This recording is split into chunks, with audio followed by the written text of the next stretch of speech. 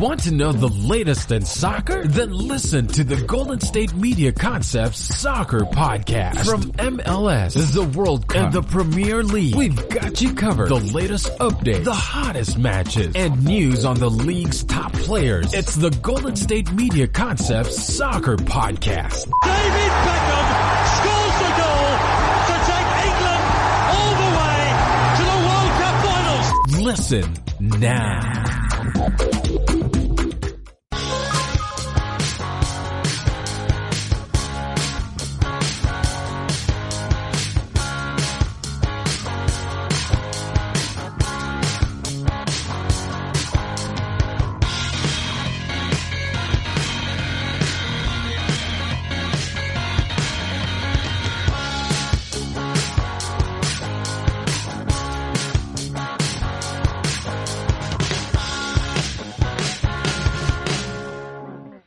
Thank you for tuning in to the GSMC Soccer Podcast, brought to you by the GSMC Podcast Network.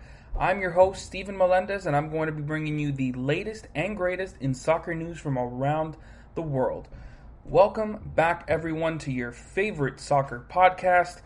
I am shocked with the amount of news we have been getting around the entire world, more specifically with Messi and how he is pretty much already packed his bags and is heading out of Barcelona. It's just kind of seems surreal because for as long as pretty much anybody I'm sure can remember, Messi has been associated with Barcelona. I mean, it's been 20 plus years, and this is it's a historic moment in soccer history. We'll just put it at that. So I'm sure just by the beginning of me talking in the show, you guys can have a little bit of an idea of what it's going to be about. So let's just get right into that, with the first part of our show going to be obviously about the top news in the entire world of soccer, with Messi deciding to leave Barcelona. But in this segment, I'm going to be specifically talking about which teams he could be going to and what his fits would be there. So obviously we know that he's prefers to go to Man City, but there are obviously a couple other clubs that are in the running for the GOAT. In the second segment of the show, I'm going to be talking about the UEFA Nations League. Yes, we finally have some international soccer heading our way at the beginning of September, so I'm going to just be previewing the A-League, and I'll just explain that when we get there. And in the third part of the show, I'm going to be continuing my preview of the top 5 soccer leagues, of the 2020-21 season coming up. And this time I'm going to be talking about the Bundesliga. We're going to be talking about all the different races going on the table and some of the exciting early games of the season. And of course, in my favorite segment of the show, I'm going to be giving you guys my top 10 fullbacks in the world. You're definitely going to want to stick around for that one, because this is probably the most exciting list of any I'll be giving you.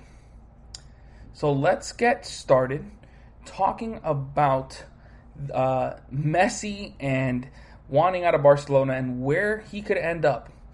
It's official.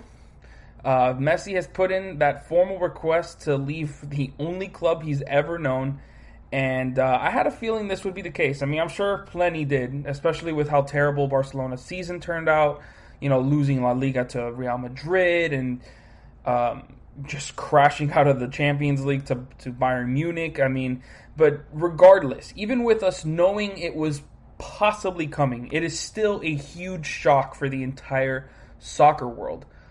So it just wouldn't be right if I didn't kick off the show with this Messi news. The biggest hurdle, though, with any team trying to get Messi is the financial part of it. In his contract, there is a buyout clause of 700 million euros, which is ridiculous. I mean, it's not ridiculous. He's the best player in the world. I mean, he has been for years. So, I mean, if anybody's going to have a buyout clause of that amount, it would be him.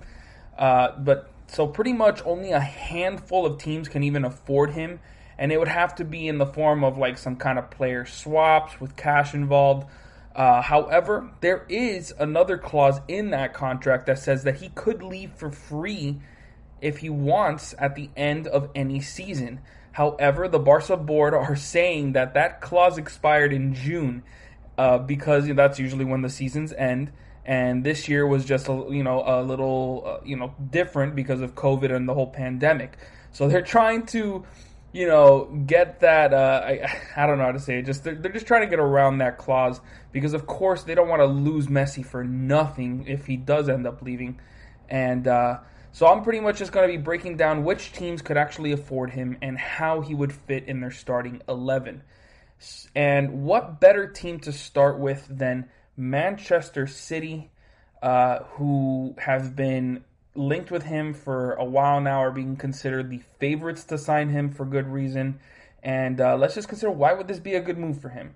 Well, first, he would be reunited with Pep Guardiola, his former manager, and so many times already Messi has spoken very highly of Guardiola, and that throughout his entire Barca tenure, even saying that his favorite moments with Barca were when Pep was managing the team. That's incredibly high praise from Messi, and with Pep managing Man City, I mean, it's pretty much like a match made in heaven for him there. I mean, having a strong chemistry with your manager is extremely important, and that's exactly what Messi would have there at Man City. Another reason would be their play style fits perfectly with Messi. Messi is probably the most effective attacking player in the history of soccer.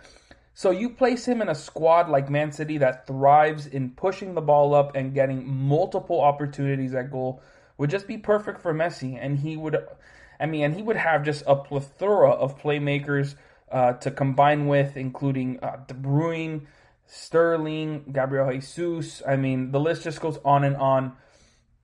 And they would just be able to get him in the right situations with their amazing passing while also having the pace to utilize Messi's abilities.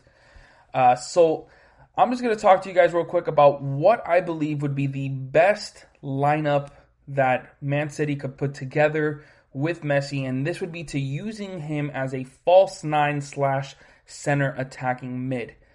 Obviously, you'd have Ederson at goalkeeper. You'd have the same back line of Walker, Ak, who just joined, Laporte, and Cancelo. In the midfield, you'd have Rodri with De Bruyne and Foden ahead of him. And then you'd have Messi pretty much with Messi, he could pretty much go wherever the heck he wants because he would be the best player on that squad. And, whatever team he goes to, he's going to have the freedom to do whatever he wants. So he's going to be in that middle of the pitch, center attacking mid position with Sterling and either Jesus or Aguero ahead of him in the two striking positions.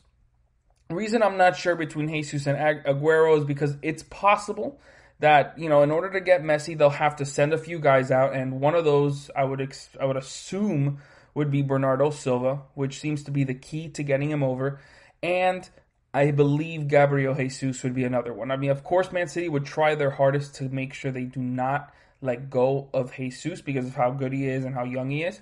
However, if you get a chance to get Messi, I mean, you just don't pass that up.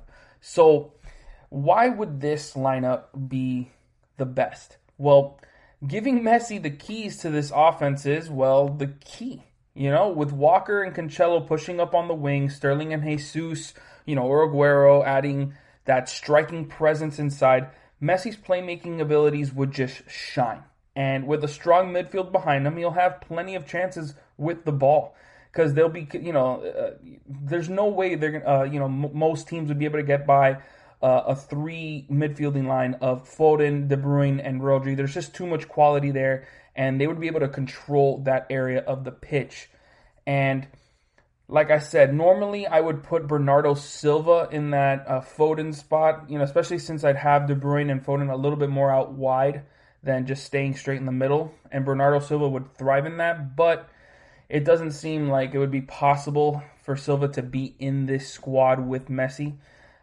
So that's why I put Foden there. But straight up, this would just be absolutely scary. I mean, when you think about how incredibly strong all these players are on the pitch at, just moving the ball up, and even back to Ederson, who is probably the best playmaking goalkeeper in the world.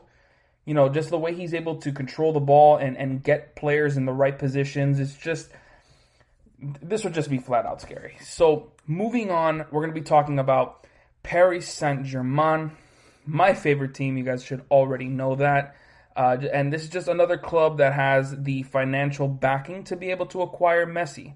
However, like with Man City, it would require some sort of player swaps because of the financial hits that pretty much any club in the entire world has been taking with COVID, not having fans in the stands and all that. So, it's going to be very tough for any team, like I've said, to pick him up. But if any team can do it, it's PSG.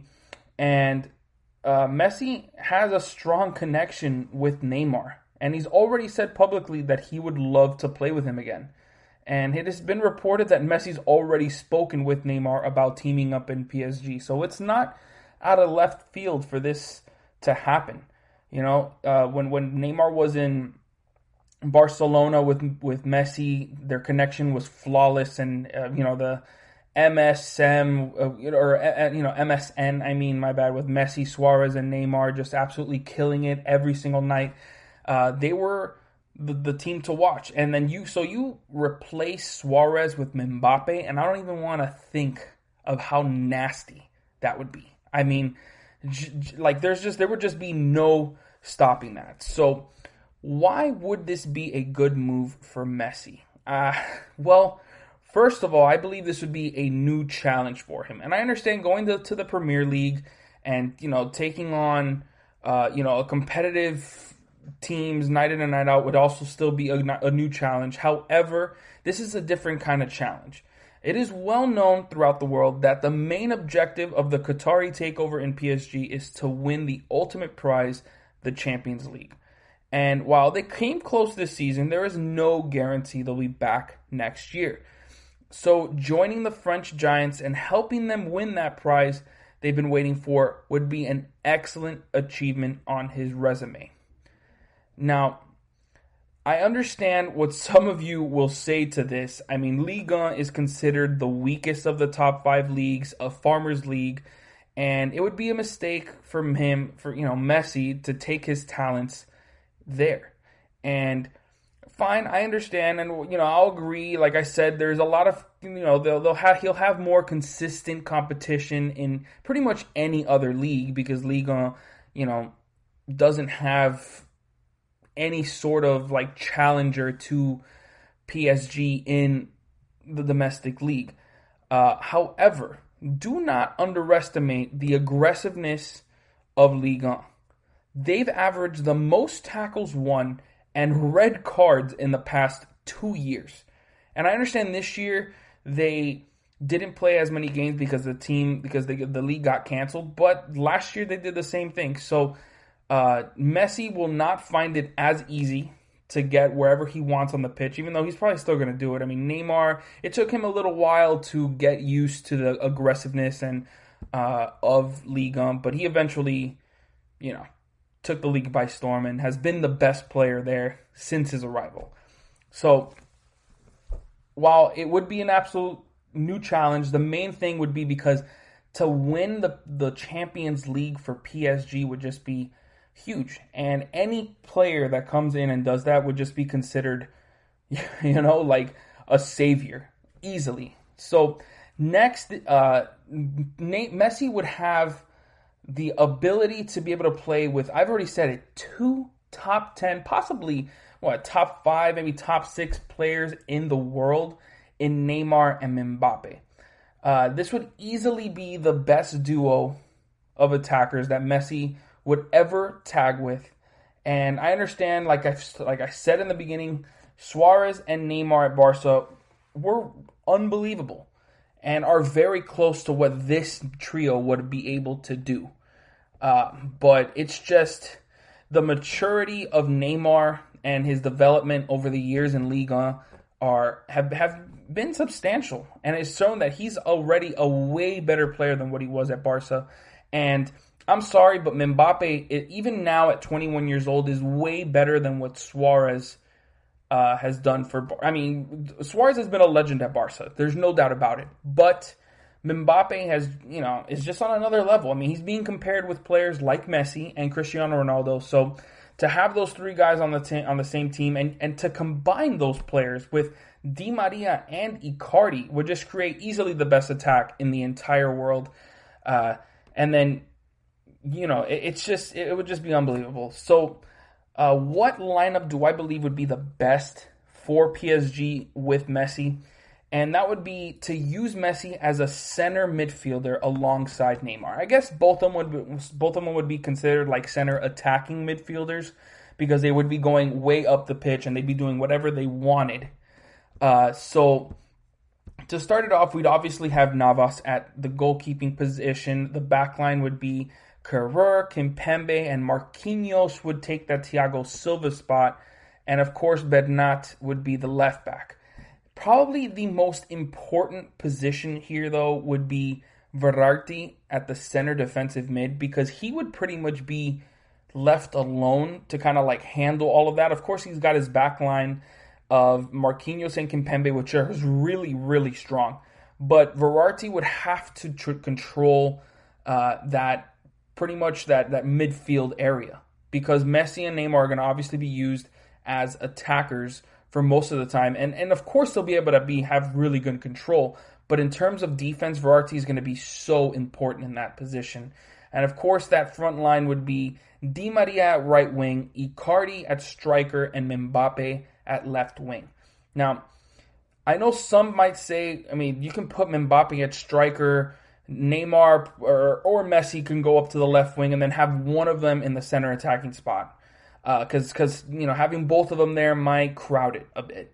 And honestly, I just couldn't bench either Icardi or Di Maria. Obviously not Di Maria with what he's been able to do, but I just couldn't bench Icardi. I feel like the way he ended the season isn't an indictment on him. I think it just, he just hit a wall. It happens. But I feel like he's going to have an even better season coming up. And you'd still have three great defenders behind that devastating attack in, like I said, Verratti, Kimpembe, and Marquinhos. However, the biggest weaknesses would easily be the fullbacks. Like, for so long, I've been wanting PSG to invest in some big-time fullbacks. Kerrer is a solid defender, but he rarely helps in the attack, while Bernat is pretty much the opposite of that. Like, he'll give you some solid attacking presence, but on the defensive end, like, he hustles, but he's not, like, he's very small, and he's not the quickest. So he's, it doesn't really work in my opinion. So, but I have heard rumors that Arsenal are offering the right back. Berardi? I forgot his name. But the quick right back that Arsenal have on their team, that he's been rumored to be on the way or possibly being offered to PSG, and I think that would be a huge fit because I know Kerrer can play both the left back and the right back position. So to have Bernat off the bench, I think would be a little better, even though he has done good. I don't think anything bad of Bernat. It's just we need fresh blood there. We need more youth, and I think that would just help out on the side. And to have two really strong fullbacks would be very important for this squad. This would still be a ridiculously strong attack, though, that would overwhelm pretty much any team in the world. So, yeah, Messi to PSG would be unbelievable. Just, watch out for that. So now, next, I'm going to be talking about Inter Milan. Inter Milan is going to be the last team that I'll be talking about here, as they are the team that has been linked to Messi the longest. They've tried to sign him before, and this is definitely the best chance they have to sign the Barcelona star. And why would this be a great fit? Well, first of all, the greatest rivalry in soccer would be reborn. When Messi and Ronaldo were going at it in La Liga, there was literally no better show in soccer. El Clásico was the most watched sporting event in the entire world. If Messi makes the move to San Siro, it would instantly respark that rivalry. Ronaldo already plays for the top club in Serie A in Juve, and for Messi to join the number 2 club in the league would just be perfect and would take Italy by storm. I mean, can you imagine that title race? I mean, Inter have a really, really strong squad, which I'm going to be talking about very, very soon. And of course, Juve, who have been, the kings of Italy for so long, just barely beat Inter this year, just ahead of them by a point. So that would be an unbelievable rivalry reborn, and I'm pretty sure everybody in the world wants to see that. What else? He would also be joining the most exciting league in the entire world. Now, I'm not saying this is the most popular league or even the most talented. However, it is definitely close. Serie A was the most electric attacking league in the world, as they averaged the most goals among the top 5 leagues. Messi certainly follows this trend and would make Serie A the best league in the top 5, in my opinion. I mean, to have two of the, the GOATs, Ronaldo and Messi in your league, because when they were in La Liga, I know they weren't considered the best, but it was up there. They've taken a nosedive now, but they were probably top 2, top 3 maybe. And with Serie A looking as good as they have so far, and adding Messi onto that, no doubt in my mind they would be considered probably the best, especially with how tight the title races are. It's just a lot of quality clubs in there. It would be really, really exciting. So what lineup do I believe would be the best for Inter Milan with Messi? And here I believe that he would be best utilized as a winger. In this lineup, Messi would create a very strong front three with Lukaku and Alexis Sanchez, who are coming off very strong seasons for Inter. The one key player that gets edged out here is Lautaro Martinez, mainly because Inter don't have the funds to buy Messi from Barca, obviously, so there will be some players going the other way. And I just don't see any deal being done without the 22-year-old Martinez heading over to the Camp Nou. The back line is very strong, with Hakimi and Young adding great attack on the wings, while De Vrij, Godin, and Handanovic were the big keys to Inter having the best defense in Serie A last season. Plus, you add a midfield of Eriksen, Brozovic, and possibly Dombele would allow the front three to maximize their talents, because you have a combination of amazing defense and great playmaking there, which is what's needed to really elevate your front three. So that's going to finish it off for this segment. Make sure you guys stick around, because when I come back, I'm going to be talking about the UEFA Nations League. Are you looking to get your college football fix? Looking to get the latest news on your favorite school's team? The GSMC College Football Podcast is your ticket to all things college football. Join us as we talk college football, from the national championship, the college rivalries, the bowl game, to the Heisman Trophy. To which conference is the best? We've got you covered for the Big Ten, SEC, Big 12, the Pac-12, ACC, and everything in between. Download the GSMC College Football Podcast on iTunes, Stitcher, SoundCloud, Google Play, or anywhere you find podcasts. Just type GSMC in the search bar.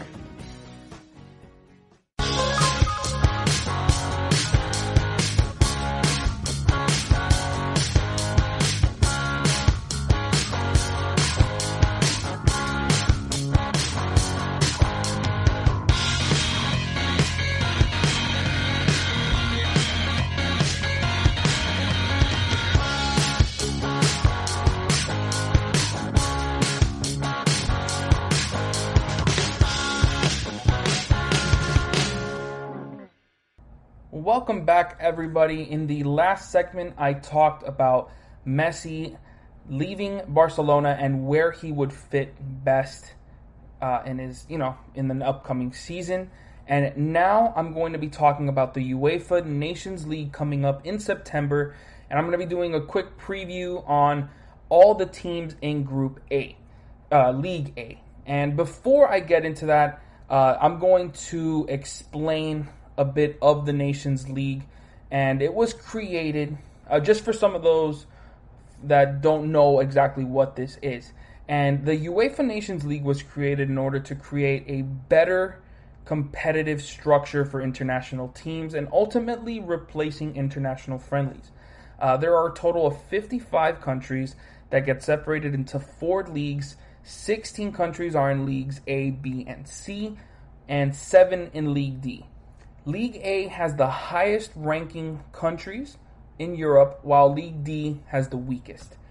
There is also, this is actually what I find the most exciting about this league, that there is also a promotion and relegation system in this competition. The winners of each group in Leagues B, C, and D will get promoted to the next highest league, while the 4 group winners in League A go on to the UEFA Nations League semifinals to determine the champion. Also, each team placing last in its group in Leagues A and B is automatically relegated to the next lower league. And for League C, since League D, my bad for saying league so many times, but only has 2 groups, the 2 League C teams that get relegated are decided by 2-leg playouts between the last place teams in each group. In this segment, like I said, I'm going to be breaking down each country in League A and just talking about, just a quick breakdown of each team and which ones have the best chance of getting out of their group. So first, let's talk about Group A1, which consists of Italy, Netherlands, Poland, and Bosnia-Herzegovina. So starting off, we're going to be talking about Italy. They're ranked 8th among UEFA countries and 13th in the world. They are managed by Roberto Mancini, and some of their key players include Ciro Immobile, Leonardo Bonucci, and Nicolo Barella. Now, the Italian national team has been in a bit of a slump as they failed to qualify for the 2018 World Cup for the first time since 1958.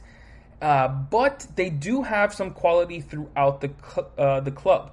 However, compared to years past, this is a much weaker side than what Italy is used to.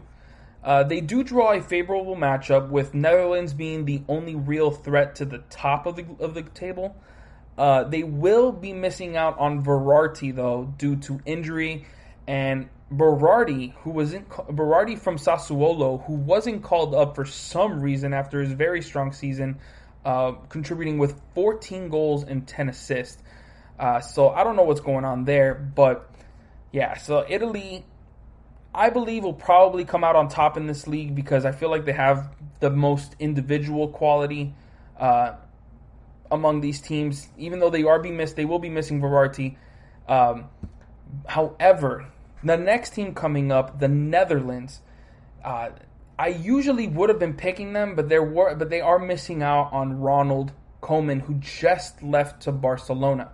So getting into Netherlands, they're ranked 9th in the UEFA rankings and 14th in the world.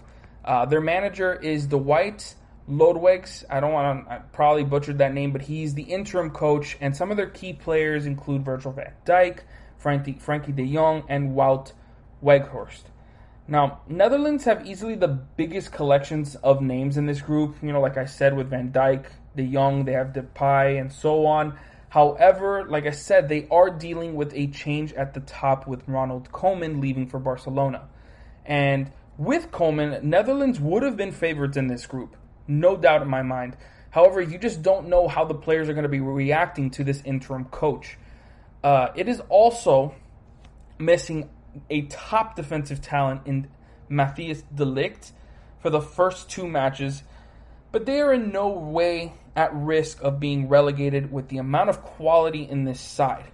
They have some good options in the attack with, like I said, Weghorst and Luuk de Jong looking strong this past season, especially Luuk de Jong, who was pretty much the MVP of the Europa League. So keep an eye out on Netherlands, as they could have a chance to beat Italy in this group. It all just depends on how they react to the coach. Next, we have Poland, who are ranked 13th in the UEFA rankings and 19th in the world. Their manager is Jerzy Brzezicki, and their key players are Robert Lewandowski and Wojciech Szczesny. That first name always drives me nuts, but Poland will only go as far as Lewandowski and Szczesny will take them. They are two of the best players in the world at their respective positions. Obviously, Lewandowski being the best striker in the world. But two players just don't make a team in soccer. It's possible for Poland to make some noise in this group, but Italy and Netherlands boast very strong defenses. So it'll be tough for Lewandowski to score at his usual rate with the level of playmaking behind him. Unfortunately, for the next 2 games, Lewandowski won't be there as he needs rest after a very busy season. So Linetti and Zielinski will be managing things in the midfield, with Milik having to fill those big shoes at the striking position.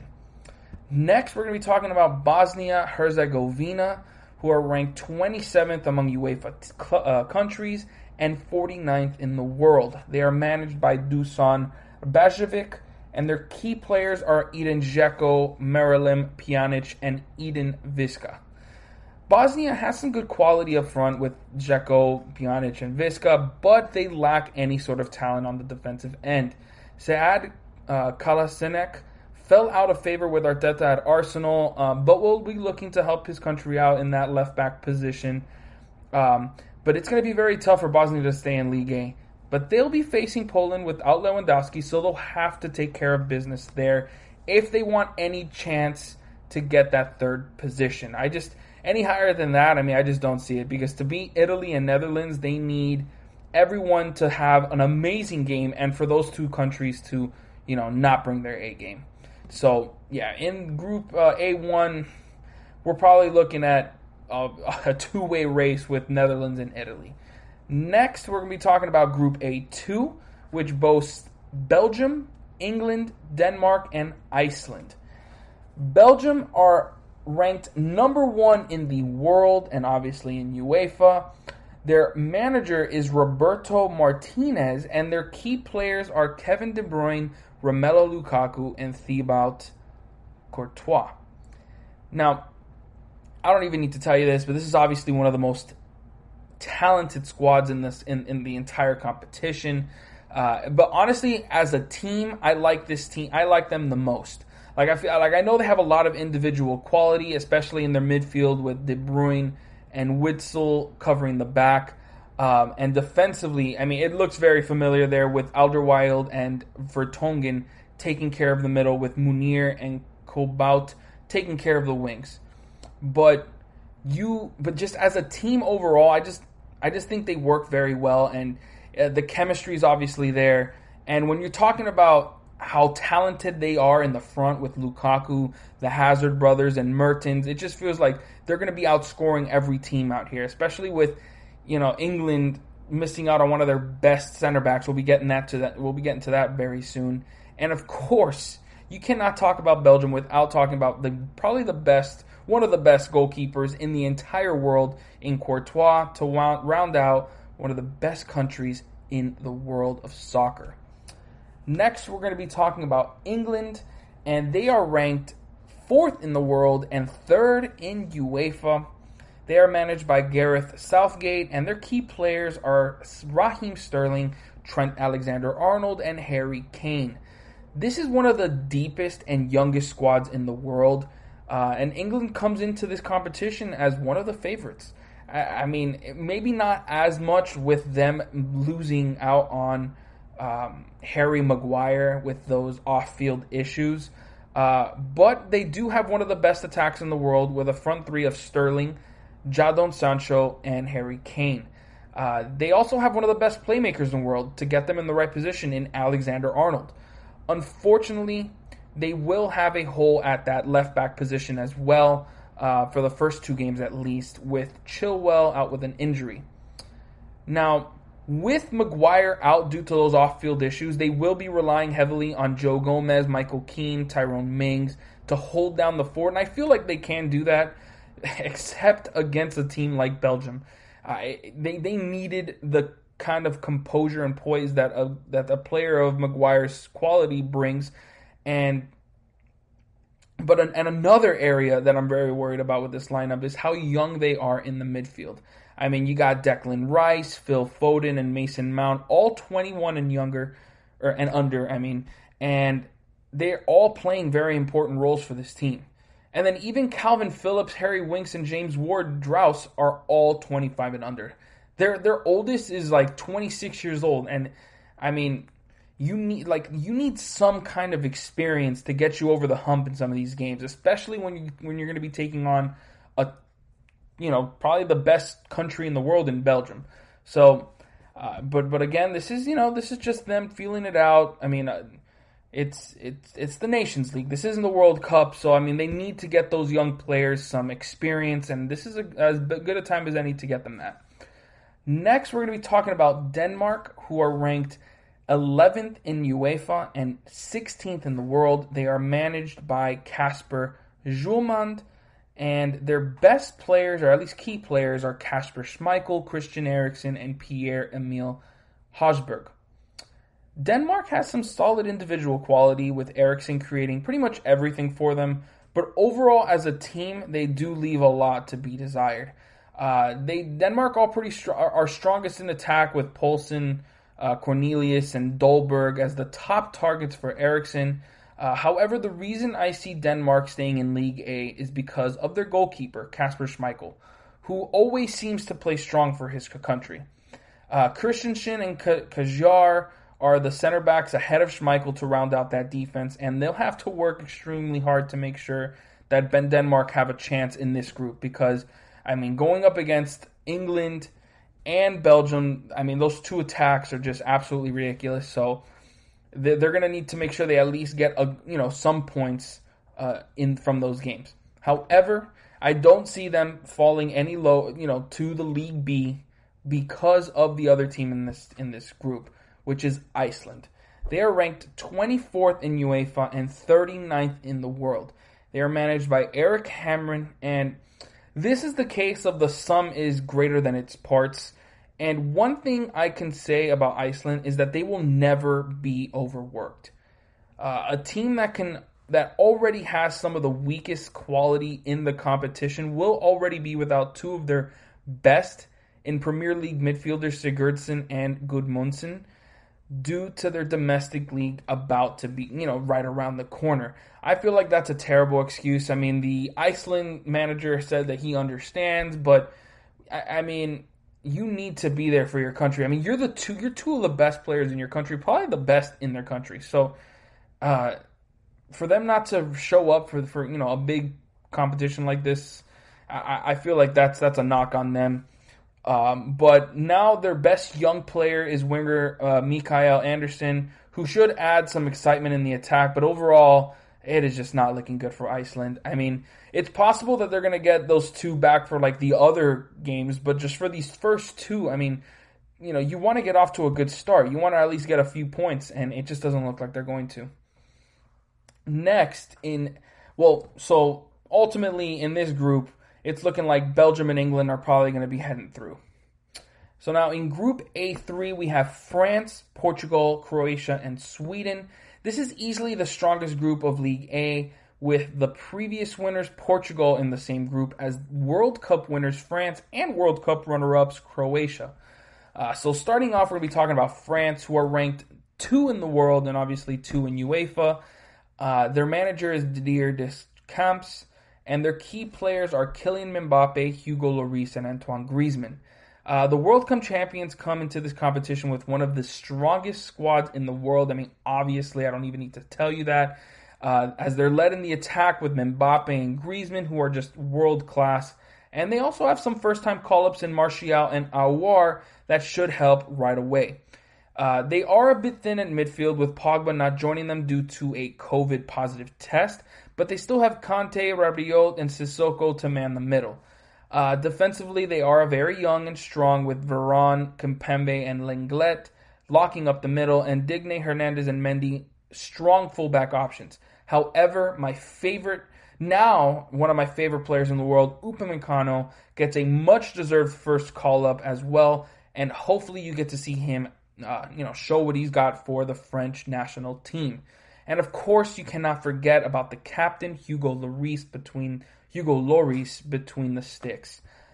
Next, we're going to be talking about Portugal, who are ranked 7th in the world and 5th in UEFA. They are managed by Fernando Santos, and their key players are Cristiano Ronaldo, Bruno Fernandes, and João Felix. Ronaldo leads this group of young up-and-coming players throughout the side, and they'll only go as far as he can take them. I mean, he has some quality up top with Bernardo Silva, João Felix, and Andre Silva and Trincao, who just got his first call-up, will add some depth to the attack. Fernandes does lead that midfielding group alongside Danilo Pereira and Ruben Neves, while João Moutinho does add the experience. And in defense, it's easily the weakest link of this strong side, with Ruben Diaz and Jose Font, who is 35 or 37 years old and still in the national side, in front of Rui Patricio. They do have some solid fullbacks in Cancelo and Semedo, as well as Rui from Napoli. They'll most likely have to outscore most of their opponents, which doesn't give me confidence that they can top this group, especially when you got a team as strong as France. But next we got Croatia, who are ranked 6th in the world and 4th in UEFA. They're managed by Slatko Dalic, and their key players for these next 2 games at least will be Marcelo Brozovic, Ante Rebic, and Mario Pasalic. Somehow, even with all the quality they have, I feel Croatia just doesn't get the credit they deserve. But unfortunately, they will be without captain Luka Modric and vice captain Ivan Rakitic for the first 2 matches. But they still have a lot of quality. I mean, Brozovic is one of the best defensive midfielders in the world, and he'll be assisted by Mateo Kovacic and Mario Pasalic, who are coming off very strong seasons. And in attack, I mean, they have Ivan Perisic to go along with, of course, Rebic and Andre Kramaric, who can take over on any given night. Defensively, they are a bit weak, but they have experience in Dejan Lovren and Domagoj Vida in front of Dominik Livakovic. Yeah, I think I got that right. Hey, man, I mean, you guys got to be impressed with the way I'm talking about these names. I mean, honestly. But next, I feel like they're a strong side, but next we do have Sweden, who are ranked 17th in the world, 12th in UEFA. They're managed by Jan Anderson, and their key players are Emil Forsberg, Robin Quaison, and Victor Lindelof. Sweden are a very strong team, but they have very bad luck as they've been drawn into the group of death. Even with Forsberg and Quaison playing at their best and Lindelof being a defensive anchor, it would be a miracle for Sweden to stay in League A. Now, moving on to the next and final group, we have Germany, Spain, Switzerland, and Ukraine. Germany come in ranked at number 15 in the world and 10th in UEFA. They're managed by Joachim Low, and their key players are Timo Werner, Toni Kroos, and Bernd Leno. Trying to, at least for the next 2 games, trying to give room to the next generation. Low ended the international careers of Thomas Müller, Mats Hummels, and Jerome Boateng. And after an embarrassing showing at the 2018 World Cup, you can understand why. They will be without a few Bayern Munich stars in Kimmich, Gnabry, Neuer, and Goretzka because they need time to recover from a busy end to their season, of course. However, their attack just looks incredibly dangerous as they're led by Leroy Sané, Werner, and Kai Havertz. In the midfield, they are also very deep as they have a lot of experience with Kroos, Ilkay Gundogan, and Emre Can, among others. And defensively, they have some interesting names with Thilo Kehrer and Robin Gosens handling the fullback positions. And their center backs are deep with Antonio Rudiger, Matthias Ginter, Jonathan Tah, and Niklas Süle. All solid options ahead of goalkeeper Bernd Leno, who had a very strong season for Arsenal. Next, we have Spain, who are ranked 8th in the world, 6th in UEFA, managed by Luis Enrique, and their key players are Sergio Ramos, Thiago, and Mikel Oyarzabal. Luis Enrique is adding a lot of young talent to the senior squad for the Nations League in Ansu Fati, Eric Garcia, Ferran Torres, and Sergio Reguilon, signaling a change of the guard in the Spain national team. And they still have a couple Spanish staples with Ramos, Busquets, and Thiago to lead this young squad. But they are the most mysterious and hard to judge in this competition. On one hand, I can see the influx of inexperience hurting Spain in this competition. And on the other hand, they have so much quality that they can take the whole thing. Which Spain team is going to show up is the question. Next, we have Switzerland, ranked 12th in the world and 7th in UEFA. Managed by Vladimir Petkovic, and their key players are Denis Zakaria, Granit Xhaka, and Jan Sommer. Switzerland was one of my favorite countries to watch when I was first getting into soccer because, like Iceland, they work extremely hard. The difference with Switzerland compared to Iceland is that they have some good individual quality in their squad. They'll unfortunately be without Serdan Shaqiri because of an injury he picked up, so a lot of that attacking flair will be missing. That means they'll have to rely on their defense and midfield. However, it all starts with goalkeeper Jan Sommer, who has been one of the best keepers in the Bundesliga for some time now and will be vital to Switzerland staying, or at least vital to Switzerland challenging the top two.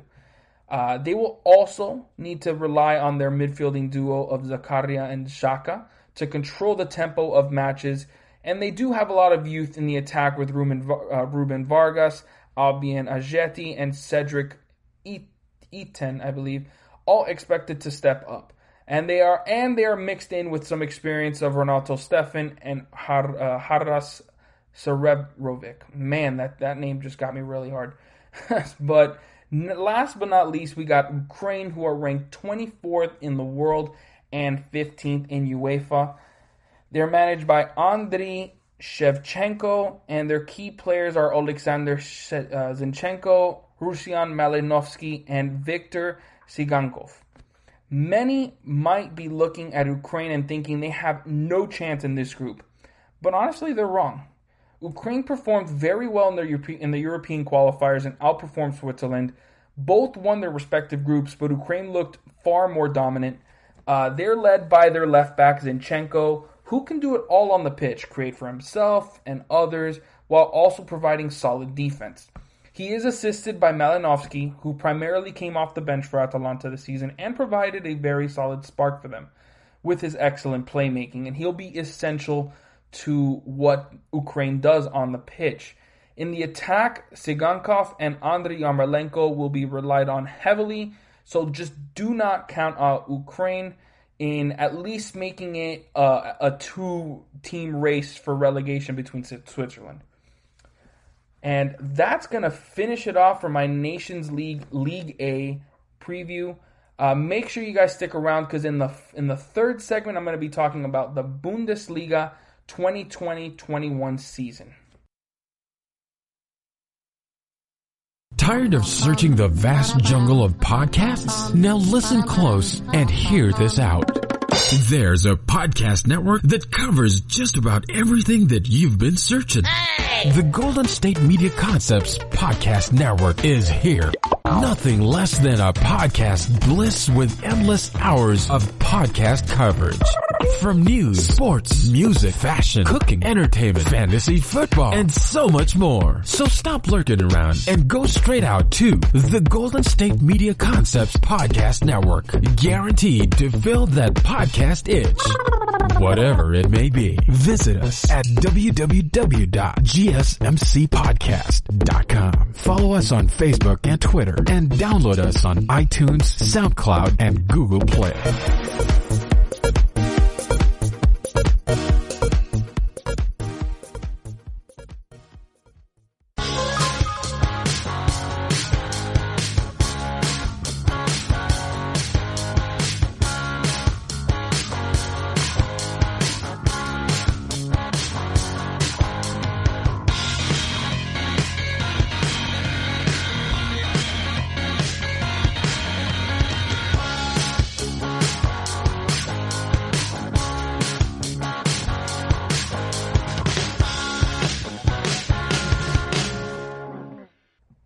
Welcome back, everybody. In the last segment, if you missed it, I talked about the Nations League coming up, pretty much previewing all the groups in League A. And now I'm going to be talking about the Bundesliga 2020-21 season, and just getting into some of the the title races throughout the table, and then talking about some of the exciting early games happening this season.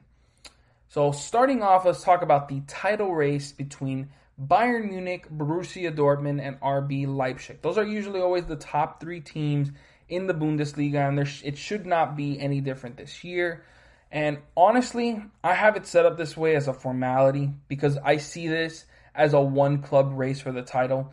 I added RB Leipzig and Borussia Dortmund because year in and year out, they surprise you.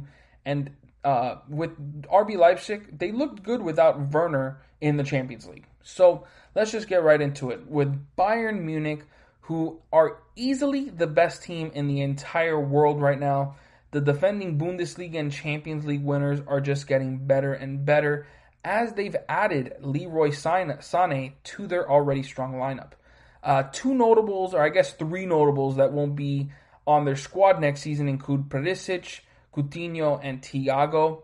However, there is still a possibility that Perisic will be making his way back to Bayern after such a successful season. However, Conte, the manager of Inter, seems to want to keep Perisic on his squad after looking really good for Bayern. The one thing I think losing Thiago will be a big blow, as he was integral to their success in the midfield. But for the most part, they will have the same team next season, and I'll be shocked if they aren't on the top of the Bundesliga once again. So just Bayern Munich monopolizing the Bundesliga. Next, we have Borussia Dortmund, definitely the club that has been the biggest threat to Bayern's reign over the years, and have had one of the best and most exciting young teams in the world for a while, rivaling Ajax of Netherlands. The biggest departure heading into next season is definitely Achraf Hakimi, who exploded onto the scene as one of the best fullbacks in the world. They've been able to fill that spot nicely by bringing in Thomas Munir, who is one of the most underrated players at his position.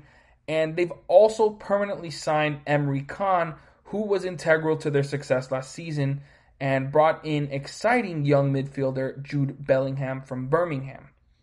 That rhymed. I didn't mean for that though. The thing is, the probably the most important thing was the fact that they were able to hold on to Jadon Sancho, because the combination that he had with Erling Haaland was unbelievable, and with adding all that talent along with those two young stars, it just looks primed for an even better season from Borussia Dortmund. Next, we have RB Leipzig. This team is going to have a much different path to success in this upcoming season, with Timo Werner now with Chelsea. He will certainly be missed, and there is no one on the current roster that can replicate what he did for them. So they're going to have to use a team effort to challenge the top two. And led by manager Julian Nagelsmann, they can do just that, because he's one of the top young managers in the entire world. They do have some solid players led by Dayo Upamecano, which I have talked about so much on this show, Christopher Nkunku, and goalkeeper Peter Gulaxi. But the lack of quality up front to outscore opponents like they have in the past will be very difficult to overcome. I'm sorry, but Yusuf Poulsen and He Chan Huang are just not going to cut it long term in the German top flight. I mean, they're good players, but they're not going to really, move the needle for you, I guess would be the thing I'm trying to say. So they'll have to rely heavily on their defense, which was the second best last season, and it looks to be getting better unless they make a solid signing, like possibly what I'm hearing is Werder Bremen star Rashica possibly moving to RB Leipzig. That would be a huge signing for them and would add a lot more to the attack. I definitely would need to say that Christopher Nkunku, his developments this year is going to be very important, because he looked very strong for their side and was probably going to be their best attacker going into the season. So if he can take that next step into stardom, I definitely see RB Leipzig back up there with these top three. But Upamecano is going to be the key. I mean, he's one of the best center backs in the world. And Gulaxi, is probably the most underrated goalkeeper in the world, and they have some very defensive-minded fullbacks in Mukiele and Hastenberg. Now, that's going to finish it up for the title race. Let's get into the European competition race, which I believe is going to be the most exciting this year, with at least 7 clubs fighting for it in Mönchengladbach, Bayer Leverkusen, Wolfsburg, Hoffenheim, Hertha Berlin, Frankfurt, and SC Freiburg. Now, Bayer Leverkusen, let's just start off with them. After a disappointing end to their Europa League campaign, Leverkusen will be eyeing a top 4 finish in the Bundesliga. Trying to get back to that Champions League soccer after getting so close last season. And since Mönchengladbach is going to be focused on the Champions League, they have a good chance of doing that. Unfortunately, they are going to be without wonder kid Kai Havertz, with a Chelsea transfer just around the corner, but they are planning some strong replacements.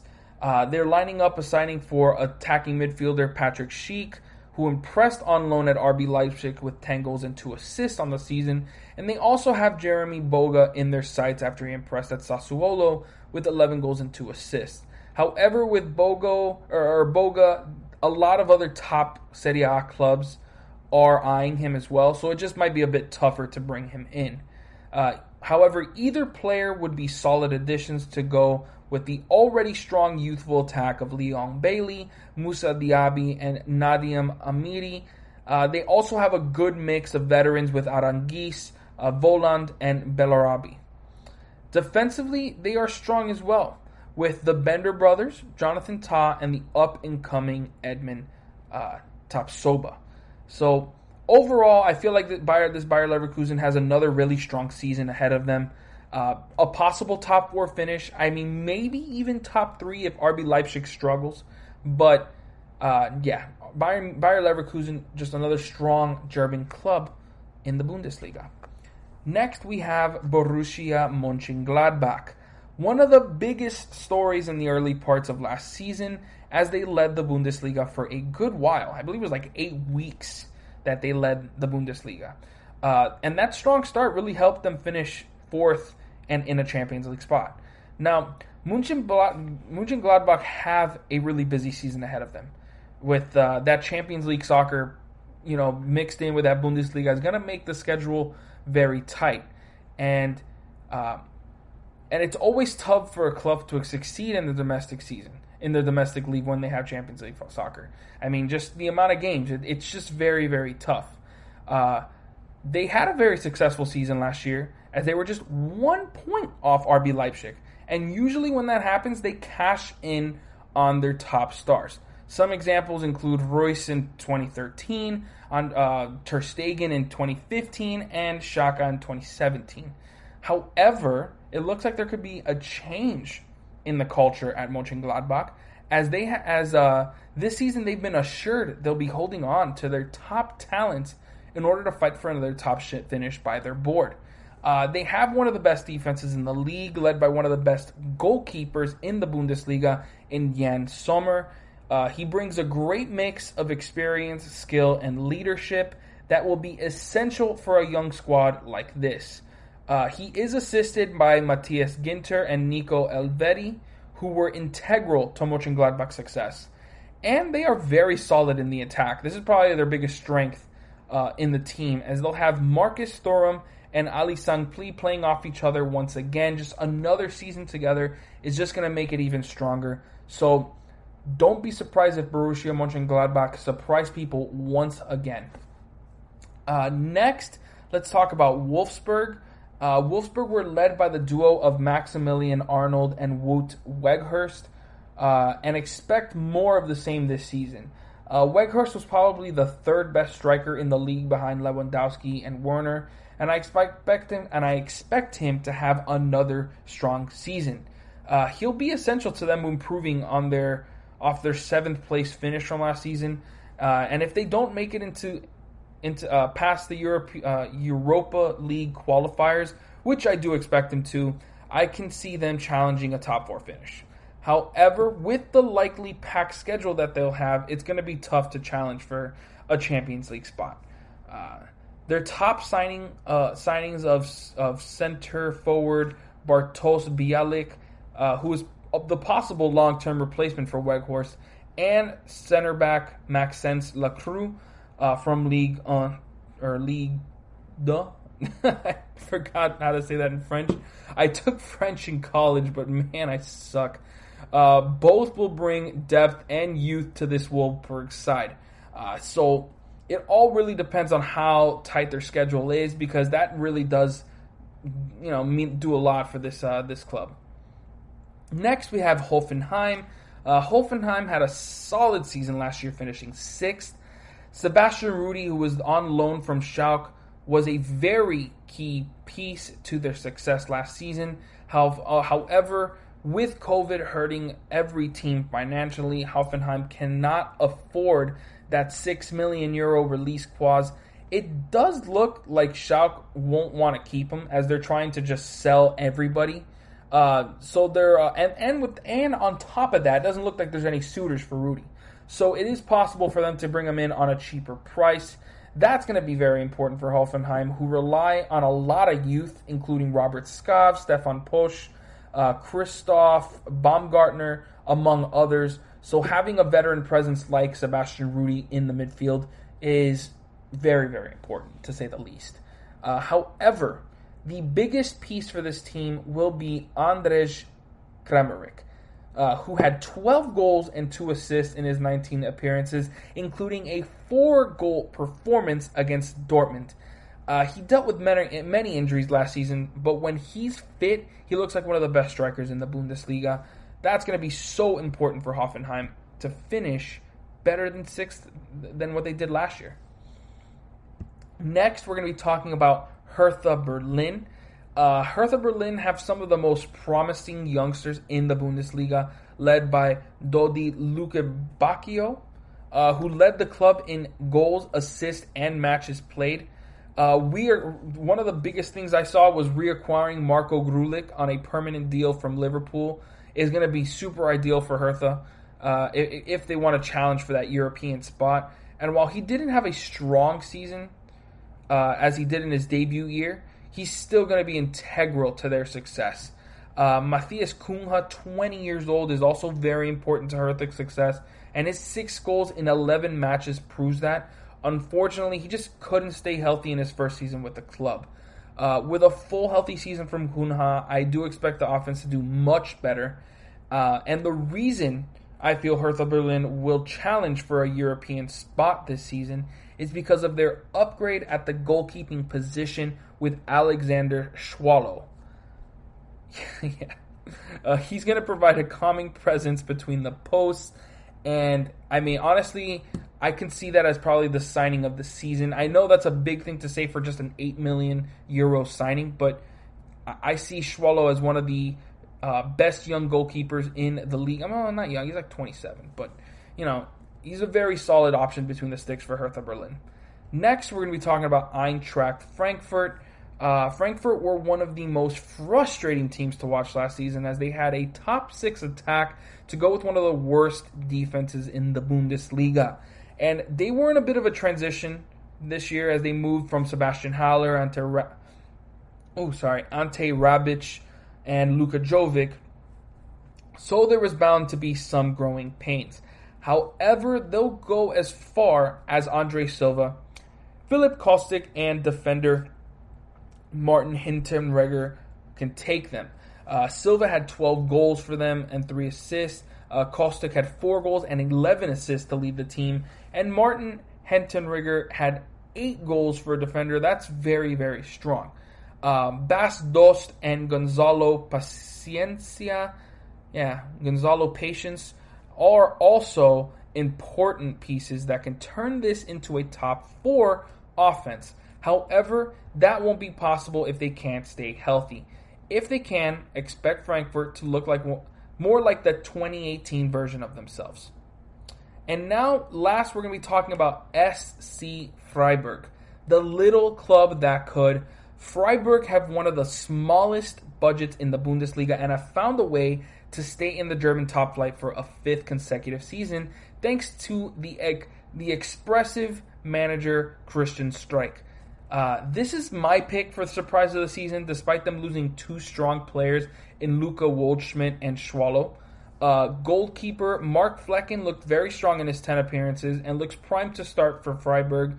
The most important players for Freiburg are going to be Niels Petersen, the club's all-time Bundesliga goal scorer, and defender Robin Koch, who at just 24 shows great poise for SC Freiburg's back line, and of course fullback Christian Gunter, who was probably the best player for them last season, he started every single game for Freiburg and has been their best playmaker. The addition of Ermedin Demirovic will also be huge for the club as they look to replace Waldschmidt. So that's going to wrap it up for those European race teams. And now let's move on to the mid-table clubs with Union Berlin, Werder Bremen, FC Köln, and Stuttgart. Starting with Union Berlin, they were the story of the season as they made their debut season in the Bundesliga and finished 11th. Just staying alive would have been an amazing achievement, but to finish 10 points ahead of the relegation spot is incredible. Goalkeeper Rafael Gikovic was absolutely vital to their impressive Bundesliga debut, as his 109 saves were second only to Jan Sommer, and his 8 clean sheets were good enough for 6th in the Bundesliga. Sebastian Andersson with his 12 goals and Marius Buter with his 7 goals are the club's attacking presence. However, it is defender Christopher Trimmel who finds them in the right positions with 8 assists to lead the club. 8 assists and 64 key passes to lead the club. Where this team was the most impressive, however, was in set pieces, as they were among the tops in the Bundesliga in goals scored off dead ball situations. Next, we have Werder Bremen, easily the most disappointing and luckiest team from last season. Werder Bremen have been in the German top flight longer than any other club, and that almost came to an end last season when they were just barely made it past FC Heidenheim in the relegation playoff on away goals. Entering their 40th consecutive season in the Bundesliga, Werder Bremen will be looking for a major improvement. They permanently signed Leonardo Bentincourt and Omar Toprak, but are most likely losing star Milo Rashica to RB Leipzig. That means they'll be relying heavily on Yuya Osaka, who had 8 goals and 2 assists, and the 19-year-old American Josh Sargent, who has shown flashes but probably isn't ready to produce regularly in the top flight. Winger Tahith Chong, who is on loan for Manchester United, should be exciting to watch this upcoming season for Werder Bremen as well, as he'll had a lot of creative flair in that wing position. Next, we have FC Köln, newly promoted and finished 14th, and the other newly promoted side and finishing 14th was considered a success for Köln. Now it's time for them to show it wasn't a fluke in their second season at the top flight. They had a very strong stretch in the middle of last season where they won 8 of 10 matches, but then COVID hit and they regressed drastically during the restart, with 0 wins and 5 losses in those 9 matches. I see Köln as a team in between that, and they have a solid mix of young players in Sebastian Barneau, Ismail Jacobs, and Noah Kattenbach back to go with that experience of John Cordoba and Jonas Hector. Next and last, we're going to be talking about Stuttgart. Stuttgart are back in the Bundesliga top flight after being relegated in the playoff last season. Stuttgart legend Mario Gomez retired after last season, and his presence in the locker room will be missed, but the results of this upcoming season rested on whether star attacker Nicolas Gonzalez would be leaving the club. He contributed 14 goals and 3 assists, and it looks like he will now be staying for this upcoming Bundesliga campaign, which is huge for their chances in staying in the top flight this time around. Now, in the relegation battle, I have Schalke, Arminia, Bielefeld, Augsburg, and Mainz. And for Schalke, they look like the worst team in the second half of the Bundesliga last season. And with that, they pretty much just cashed out on trying to go for a European spot. I mean, they let go of Weston McKennie, Alexander Nubel, John Joe Kenny, and Jean-Claire Todibo returned to their parent clubs at the end of the season from loan, and it doesn't look like they're going to be bought back. I mean, and they just don't have enough quality on this side. I mean, I feel like they're just going to be battling relegation throughout the year, and the board actions follow that. Next, we're going to be talking about Arminia Bielefeld, recently promoted after absolutely dominating the Bundesliga second division. Arminia look for a strong season and stay out of that relegation spot. They do have a very explosive attack, scoring nearly 2 goals per game, led by Fabian Klos, who led the league in goals with 21 and was second in the club in assists with 7. Marcel Hartel with 11 assists and Andreas Flogsamer with 12 goals and 5 assists round out that strong attack that looks to try to take the Bundesliga by storm. But the top flight in Germany is a lot tougher, and I feel like they're going to find that out. So they're going to be battling relegation throughout the year. Augsburg were in excellent form to start the season under Martin Schmidt. However, they struggled to keep it up into the new year, and it forced the board to replace Schmidt with Heiko Herrlich. I don't know how to say that name. But they did enough in the season to stay in the Bundesliga for a 10th consecutive season, and that was the main goal. But this club will only go as far as Florian Niederlechner takes them, as he led the team with 13 goals and was tied with the lead with 6 assists. I just don't feel like they have enough quality, and I expect them to be relegated. And lastly, we got Mainz, who finished the season with more losses than demoted club Dusseldorf. However, they got extremely lucky at the end of the year with 2 wins in their last 3 matches, helping them get a little distance from the relegation zone and finishing 13th. I mean, Robin Quaison with 13 goals and 2 assists is the main attacking threat for the club, while Jean-Paul Boetius was essential in the midfield. Both will be relied on throughout the season, and while Mainz have gotten lucky in recent years and are fighting above their weight, I just don't see that happening this year. Quickly, let me just get into some of the early exciting games of the year. We got Borussia Dortmund versus Borussia Mönchengladbach in match day 1 with the Borussen Derby. There's not a lot of rivalry here, but it's going to be really exciting for both of these teams to get off on a strong start to this season. We also got Bayern Munich versus Borussia Dortmund. That's always a very fun match with those 2 juggernauts going at it in the DFL Super Cup final. And last, we got Bayer Leverkusen versus RB Leipzig in match day 2. 2 teams that have lost their star players from last season in Timo Werner and Kai Havertz, and will be looking to send a bit of a statement to the league that they're still here to compete. So that's going to wrap it up for this segment. Make sure you guys stick around for the next one, because you know what's coming up. The top 10 fullbacks in the world. Stick around, folks. This is your ultimate stop for everything sports. The Golden State Media Concepts Sports Podcast. Should I say more? From the NFL, MLB, the NBA to MMA, it's all in here. The Golden State Media Concepts Sports Podcast. Listen now.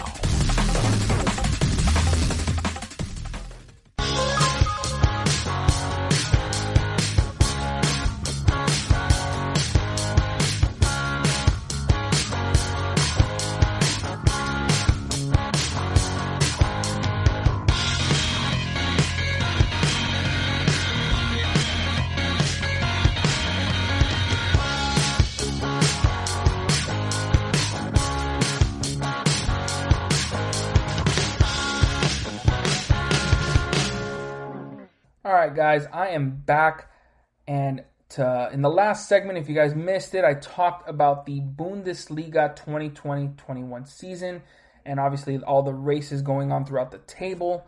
And now we're going to be talking about the best part in the show, the top 10 fullbacks in the world. Of all the positions I'll be discussing in my show, none have changed as much as the fullback position. For a long time, a fullback's job was to provide defensive help in the back and make the right passes to the forwards up ahead. And in this modern day of soccer, they are now expected to be attack-minded, pushing the ball up and being one of the most important pieces to any team. So let's get right into it, starting with number 10, Benjamin Pavard. Oh, and also, this is easily the list with the most promise, for the future. I mean, there is, the fullback position is going to be perfectly fine in the future. I mean, we're going to be looking at all-time players on this list. So, starting at number 10, we got Benjamin Pavard of Bayern Munich. I mean, there were so many players that I was considering for this final spot. I mean, this is probably going to give away, who's not on the list, but Marcelo, Kyle Walker, and Ben Chilwell. However, the versatility of Pavard won me over. I mean, he can play at any position in the back line, left, right, center, I mean, you name it. And that was one of the keys to France winning the World Cup in 2018. He made that big-time move to Bayern Munich and has seemingly fit perfectly into the starting 11. I mean, they even moved Kimmich, who would have easily made this list, to the midfielding position to make room for Pavard. He contributes on the offensive end with about 4 goals and 6 assists on the year. He also has no problem with getting, to challenging attackers in the air, as he leads this list with 2.2 aerials per game. And also, he's got 1.1 tackles, 1.5 interceptions, and 1.8 clearances per game. So he shows that he has a very all-around game.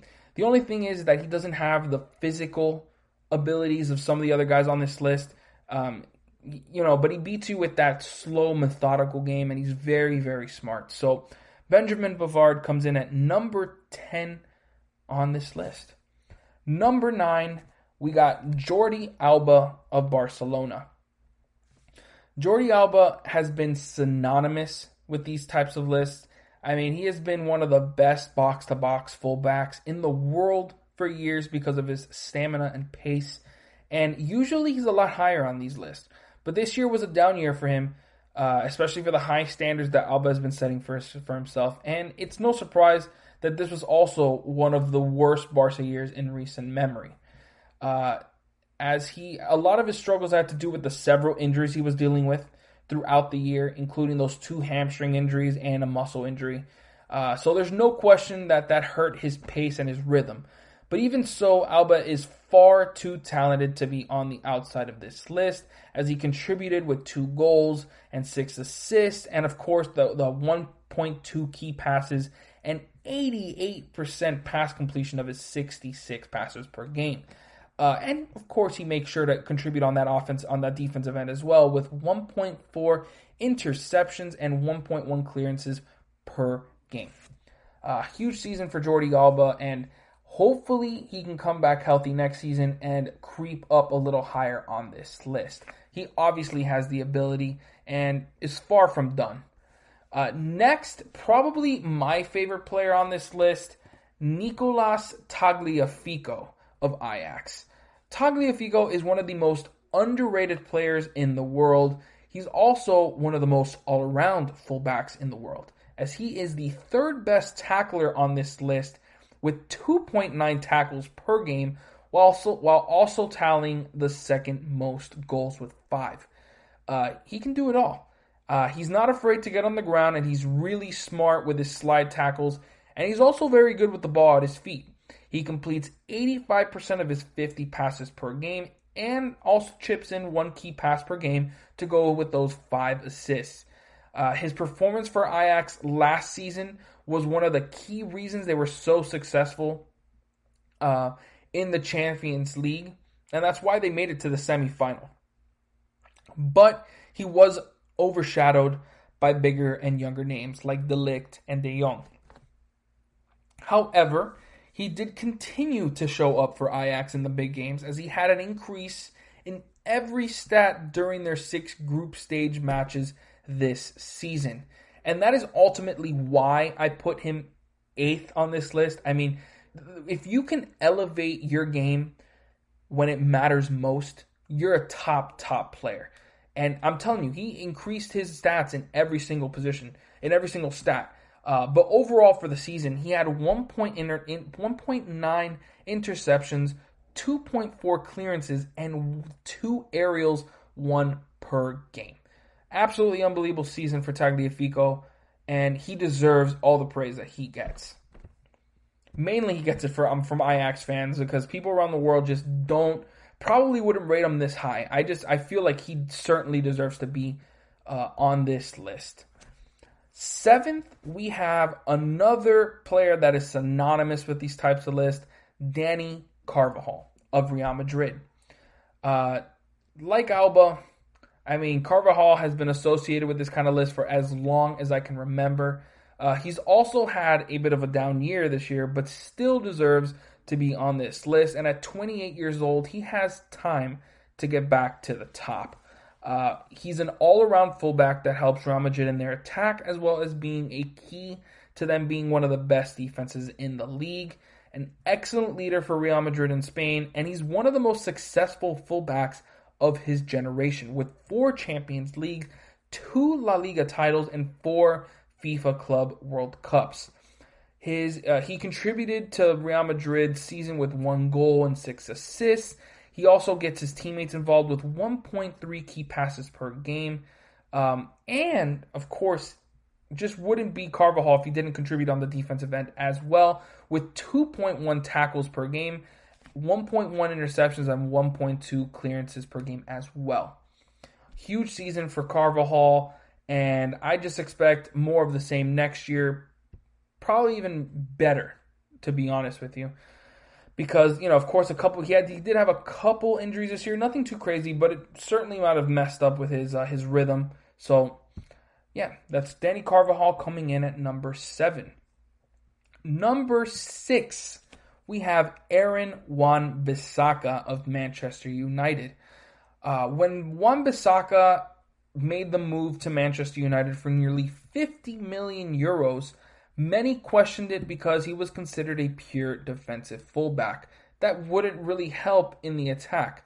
And man, oh man, did he prove those doubters wrong with a strong season for Manchester United. He gave them that strong presence on that right side of the field, both defensively and offensively, that they've been missing for a long time. And he continues to improve with the ball at his feet, as he completed 81% of his 59 passes per game to go along with his 4 assists. All career highs. And at just 22 years old, Manchester United have their right back position set for years to come. When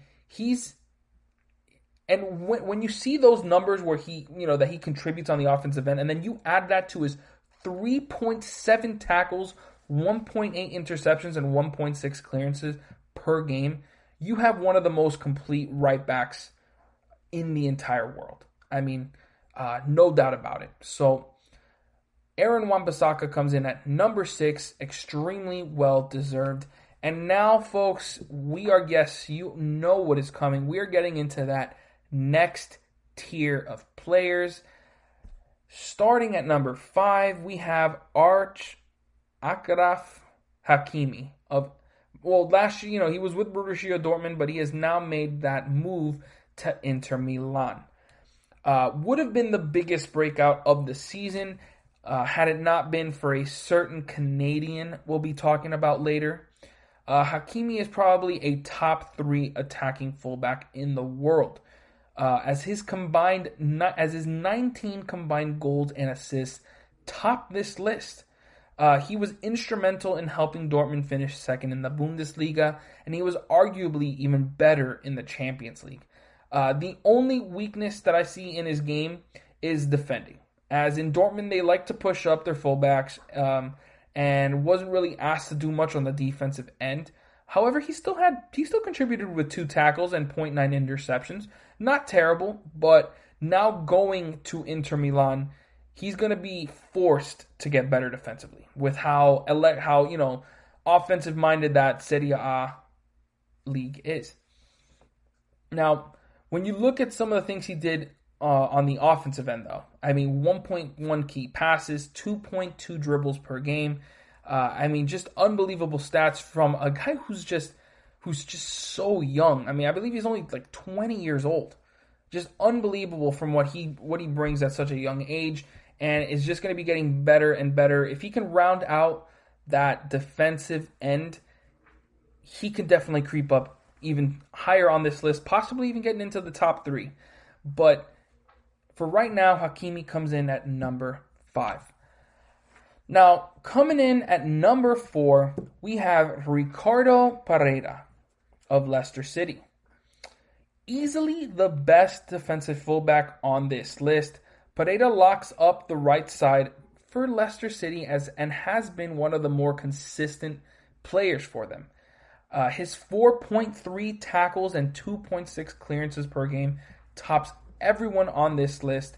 And he's no liability on the offensive end either, as he's shown to contribute on that end consistently and is probably Leicester's biggest threat on the wings.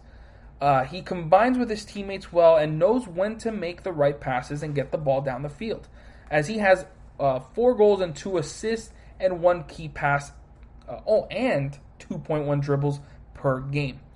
But then you look at some of the other ones, he has 1.8 interceptions and 1.5 aerials per game as well. Just an all-around unbelievable season from him. And honestly, he's one of the most underrated players in the game, as his former teammate Ben Chilwell was consistently getting more praise, and he isn't even on this list. But with Chilwell now gone, Pereira is going to prove this ranking. And it's no surprise that when Pereira was injured in the late stages of the Premier League last season, the Foxes fell apart and missed out on that Champions League spot. Hopefully with a now full and healthy season from Pereira, Leicester City can get back near the top of the table. Now next, yes guys, we are getting into that next tier with the top 3 fullbacks in the world, starting with Andrew Robertson of Liverpool at number 3. Robertson is probably the most all-around fullback in the world, as he is essential to Liverpool's attacking style of play while also thriving on the defensive end. He's a very intelligent player. He just knows how to make the right passes to his forwards and runs, and he makes the right runs to cause the opposition trouble. He averages 1.5 key passes per game to go along with those 12 assists and 3 goals. Those 12 assists only second on this list to someone coming up very soon.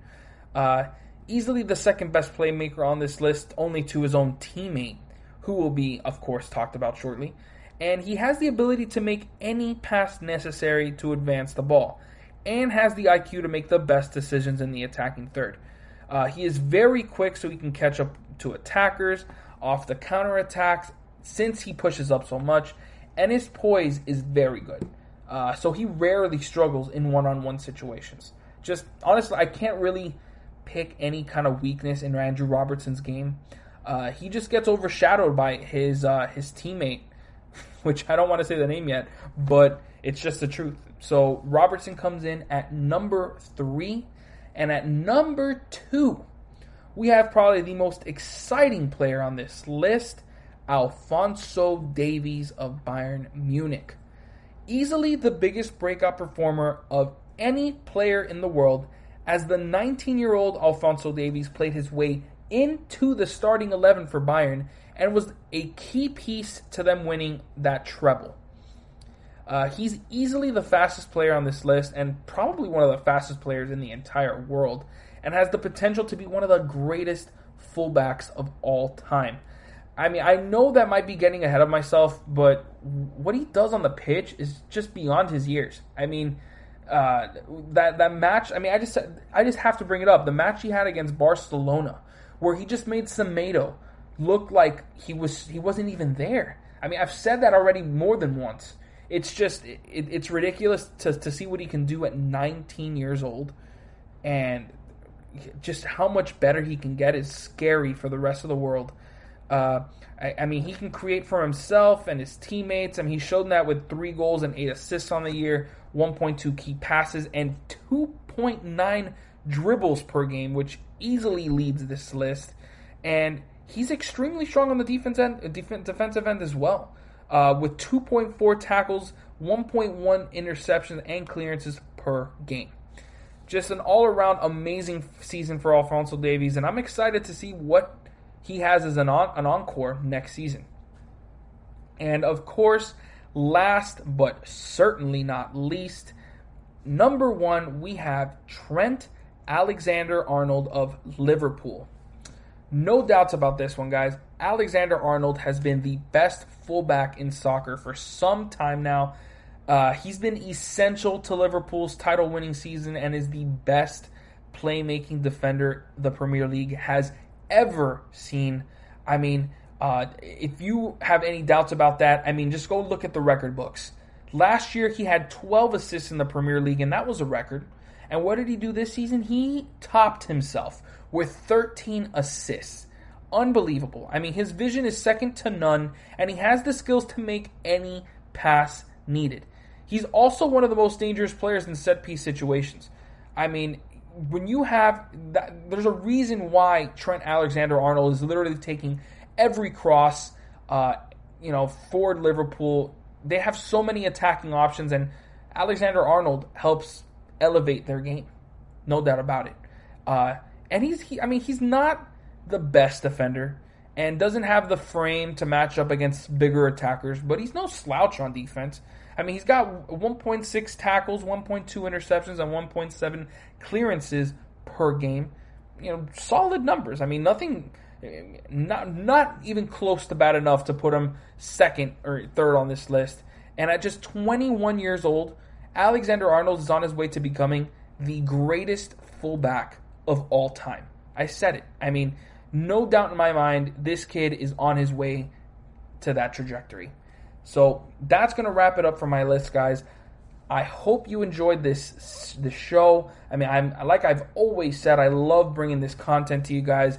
And as always, thank you for listening to the GSMC Soccer Podcast, brought to you by the GSMC Podcast Network. I would like to ask that you please remember to subscribe to the show and write a nice review. That really helps. And also, if you can please follow us on Facebook, Twitter, and Instagram, I would really appreciate it. Thank you, and have a great night. You've been listening to the Golden State Media Concepts Soccer Podcast, part of the Golden State Media Concepts Podcast Network. You can find this show and others like it at www.gsmcpodcast.com. Download our podcast on iTunes, Stitcher, SoundCloud, and Google Play. Just type in GSMC to find all the shows from the Golden State Media Concepts Podcast Network. From movies to music, from sports to entertainment, and even weird news. You can also follow us on Twitter and on Facebook. Thank you, and we hope you have enjoyed today's program.